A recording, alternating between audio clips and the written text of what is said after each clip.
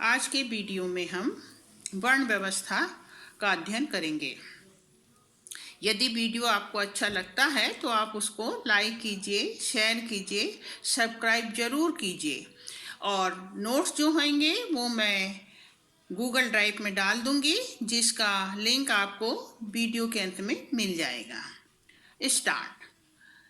प्रश्न यहाँ ये उठता है कि वर्ण व्यवस्था का आधार कर्म था या जन्म था।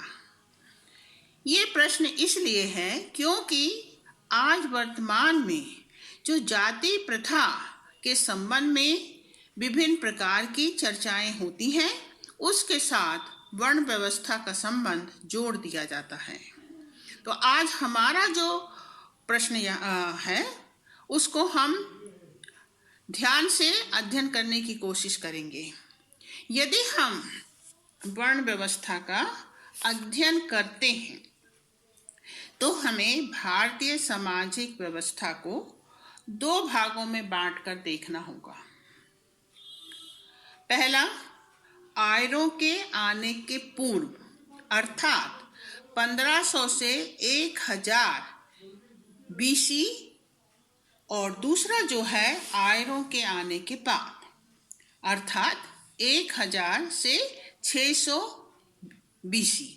तो इसमें हमें स्पष्ट हो जाएगा कि वर्ण व्यवस्था का वास्तविक आधार क्या था, जन्म था या कर्म था। हमें इसको देखने के लिए 3 विद्वानों को ध्यान में रखना पड़ता है, जिन्होंने वर्ण व्यवस्था के संबंध में अपने विचार स्पष्ट किए हैं। एक तो भारतीय मनीषी, जो हम अपने धार्मिक ग्रंथों में देखेंगे। दूसरे जो हैं वो पाश्चात्य विद्वानों ने भी इसके संबंध में अपने विचार रखे हैं। और तीसरा है कार्ल मार्क्स के विचार, जो कि उन्होंने अपने श्रम विभाजन के सिद्धांत के आधार पर स्पष्ट किए हैं। तो अब हम आते हैं अपने विषय पर कि भारतीय दर्शन में यदि हम देखते हैं तो हमें भारतीय प्राचीन ग्रंथों का अध्ययन करना होगा। यदि हमें वर्ण व्यवस्था का अध्ययन करना है तो उसका सही अध्ययन जो है भारतीय मनीषियों के जो विचार हैं उससे स्पष्ट होगा। तो पहले हम देखेंगे वर्ण व्यवस्था की उत्पत्ति। तो वर्ण शब्द जो है वो संस्कृत भाषा के वेरी +2 + cover, to envelop, count, classify, consider और चूज से बना हुआ है, जिसका कि हिंदी में अर्थ होता है कि एक व्यक्ति अपने वर्ण का निर्धारण स्वयं करता है। The word varna from the root vri giving the meaning of choice और varna. In this way, varna is that which a person choose according to his nature and this work. Varna has been used for color. तो इस तरह से वर्ण व्यवस्था का जो अर्थ है कि पहला तो हम देखते हैं वर्ण वर्णन करना, दूसरा है वर्ण करना या चुनना, और तीसरा है रंग के आधार पर। तो पहला जो वर्णन करना है उसका अर्थ होता है गुण और धर्म के आधार पर समाज के व्यक्तियों की शारीरिक, मानसिक, भावनात्मक और आर्थिक विशेषताओं का वर्णन करना। गुण के आधार पर व्यक्ति की शारीरिक, मानसिक, भावनात्मक और आर्थिक विशेषताओं का वर्णन करना ही वर्ण व्यवस्था का एक मुख्य आधार है। दूसरा जो है वो वर्ण करना होता है। वर्ण का अर्थ होता है समाज के सभी नागरिकों को उनकी व्यवसायिक वृत्ति मीन्स उनके जो गुण हैं, प्रवृत्ति उनकी जो है उसके आधार पर व्यवसाय चुनने का अधिकार देना। और तीसरा जो है रंग, रंग वर्ण के प्रजातीय अर्थ को स्पष्ट करता है। अधिक स्पष्ट रूप से हम देखते हैं कि व्यक्ति की शारीरिक विशेषताओं के आधार पर समाज नागरिकों को अलग अलग वर्गों में विभाजित करता है। तो इस प्रकार से वर्ण व्यवस्था का जो अर्थ है, जो उसकी मीनिंग है, उसको हम 3 रूप में अलग अलग पाते हैं। तो परंपरागत भारतीय सामाजिक व्यवस्था के अंतर्गत वर्ण का विकास या वर्ण व्यवस्था का विकास एक पद्धति के रूप में हुआ, जिसमें प्रत्येक व्यक्ति को अपनी वृत्ति के अनुसार योग्यता एवं रुचि से व्यवसाय चुनकर समाज के विकास में योगदान देना था। तो वर्ण व्यवस्था जो है, हर एक समाज अपने आवश्यकताओं की पूर्ति के लिए भिन्न भिन्न प्रकार के व्यवसायों के द्वारा समाज में उसकी आवश्यकताओं की पूर्ति करता है। तो वर्ण व्यवस्था जो थी, चूंकि वैदिक समाज जो था वो सरल समाज था, और उस समाज में वर्ण व्यवस्था का आधार जो था, व्यक्ति अपनी रुचि, अपने गुणों के आधार पर समाज की सेवा करता था। तो इस आधार पर वर्ण व्यवस्था की भिन्न भिन्न विद्वानों ने अलग अलग परिभाषाएं दी हैं। तो दूसरे पॉइंट में हम परिभाषाएं देखेंगे।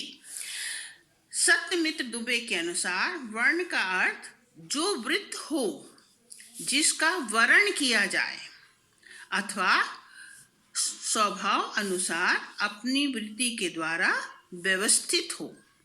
वर्ण का यह पक्ष रुचि और इच्छा के अनुकूल पेशों के चुनाव पर बल देता है कि जिस व्यक्ति में जिस प्रकार का गुण होगा, जिस प्रकार की रुचि होगी, उसके आधार पर वो अपना व्यवसाय का चुनाव करेगा। इसमें किसी प्रकार का भेदभाव नहीं होगा।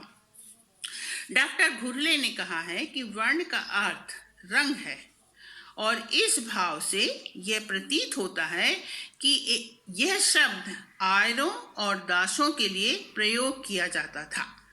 वर्ण शब्द से रंग की भावना इतनी दृढ़ थी कि जब कालांतर में 4 वर्ण व्यवस्थित हो गए तो वर्णों के लिए पृथक पृथक 4 रंग निर्धारित कर दिए गए। तो इस प्रकार डॉक्टर घुर्ले जो हैं वो अपनी परिभाषा में इस बात को स्पष्ट करते हैं कि कालांतर में जब व्यवसाय स्थापित हो गए दृढ़ रूप में, तब उनको अलग अलग वर्णों में बांट दिया गया।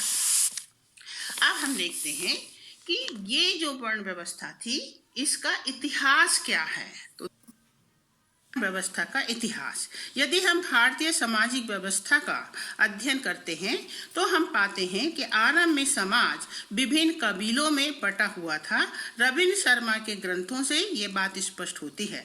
प्रत्येक कबीला अपने आप में आत्मनिर्भर था। ये कबीले जनजातियों में संगठित थे।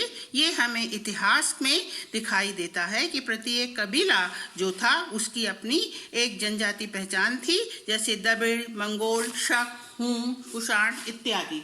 कोई कबीला लोहे का, पत्थर का, मिट्टी का, लकड़ी का सामान अथवा औजार बनाते थे और अन्य कबीलों से इन वस्तुओं को आपस में आदान प्रदान करते थे। इसका उदाहरण हमें वैदिक ग्रंथों से मिलता है। अब हम देखते हैं ये वैदिक ग्रंथ कौन से हैं। तो सब में पहले हम पाते हैं ऋग्वेद। सबसे प्राचीन ग्रंथ ऋग्वेद है। संसार के किसी भी विद्वान को इस पर शंका नहीं है। ऋग्वेद के द्वारा परम पुरुष अर्थात ईश्वर ने ही समाज को 4 वर्णों में विभाजित किया है तथा विभिन्न वर्णों का जन्म उसके परम तत्व के शरीर से विभिन्न अंगों से हुआ है। इसका अर्थ है कि प्रत्येक व्यक्ति को अपनी योग्यता के अनुसार कार्यों का विभाजन किया गया है। महाभारत के शांति पर्व में लिखा है कि ब्राह्मण की उत्पत्ति केवल की गई है, बाद में कर्मानुसार विभिन्न वर्णों का जन्म हुआ। इसका अर्थ है कि प्रत्येक व्यक्ति को गुणों के आधार पर कर्म के द्वारा समाज का विकास करना चाहिए। व्यक्ति कर्म से ब्राह्मण बन सकता है या शूद्र बन सकता है, इसके उदाहरण हमें ग्रंथों में मिलते हैं, जैसे द्रोणाचार्य, कृपाचार्य, अश्वत्थामा, परशुराम, ये इसके साक्षी हैं। वैदिक ग्रंथ इस बात को स्पष्ट करते हैं कि वर्ण व्यवस्था मूल रूप से कर्म पर आधारित थी, जन्म पर आधारित नहीं थी।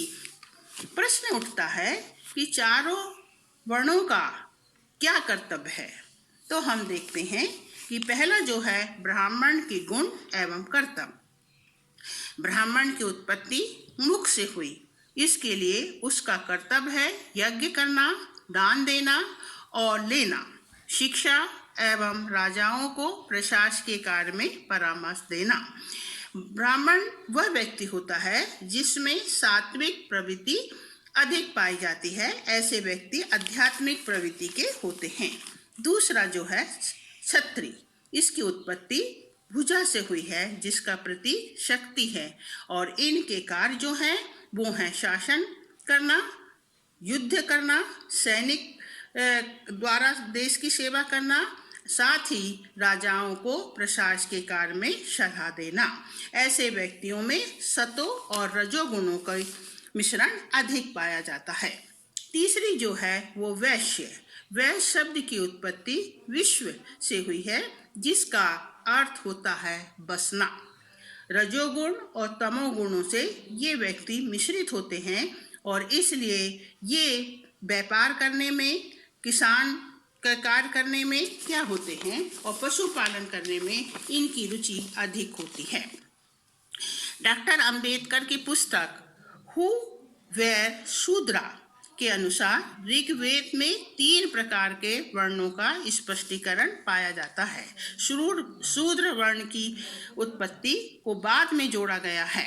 वैदिक काल में समाज में छुआछूत का प्रचलन नहीं था, इसका प्रचलन गुप्त काल से हमें दिखाई देता है। तो चौथा जो वर्ण आज हम पढ़ते हैं वो है शूद्र। इनका कर्तव्य है तीनों वर्णों की सेवा करना। इन व्यक्तियों में तमिश प्रवृत्ति का प्रभाव अधिक होता है, इसलिए ये केवल सेवा का काम ही कर सकते हैं। इस तरह वैदिक कालीन वर्ण व्यवस्था सामाजिक संगठन का एक आदर्श स्तंभ था। इस पद्धति का मुख्य उद्देश्य व्यक्ति के व्यक्तित्व का विकास उसकी प्रवृत्ति के अनुसार करना था, जिसमें समाज, देश, व्यक्ति का विकास हो सके तथा प्रत्येक व्यक्ति अपने अपने निर्देशित कार्यों का पालन करते हुए आपसी मतभेद एवं विनिमय से मुक्त होकर समाज में स्वस्थ पर्यावरण का निर्माण कर तनावपूर्ण मानसिक प्रतिस्पर्धा से दूर रहता हुआ शांतिपूर्ण जीवन यापन कर सके। डॉक्टर मोटवानी के अनुसार वर्ण व्यवस्था समाज को बारंबार स्वयं आत्महत्यात्मक विप्लव से बचाने का सबसे अच्छा और निश्चित तरीका था, जिसमें समाज के सभी सदस्यों को बिल्कुल स्पष्ट कार्यों और सुविधाओं द्वारा पुरस्कारों को बांटकर समाज को अलग अलग समूहों में विभाजित किया गया। The Vedic seer realized that the best and surest way of saving society from frequent societal chaos was to divide its members into specific groups।